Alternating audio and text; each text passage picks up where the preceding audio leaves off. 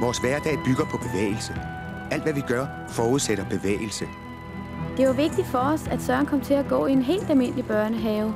Et af de første problemer, vi stødte på, var at finde nogle gode legeredskaber, som Søren kunne bruge sammen med de andre børn. Vi vidste jo ikke selv noget om det, men nogen måtte jo have været i samme situation som os. Der er over 200.000 danskere med bevægelseshandicap, der gør, at deres frihed til at yde og nyde er begrænset. At skabe gode livsbetingelser for mennesker med bevægelseshandicap er noget, vi alle sammen kan være med til. Da lejerskolen skulle planlægges, så stod en cykeltur øverst på ønskesedlen. Men vi vidste jo alle, at så kunne Nikolaj ikke deltage. Enten så fandt vi en løsning på det problem, eller en anden rejseform. Og heldigvis så valgte vi da det første.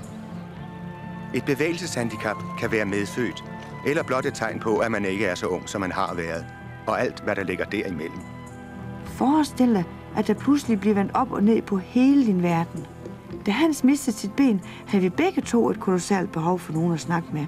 Nogen, som kunne hjælpe os med at bygge tilværelsen op igen.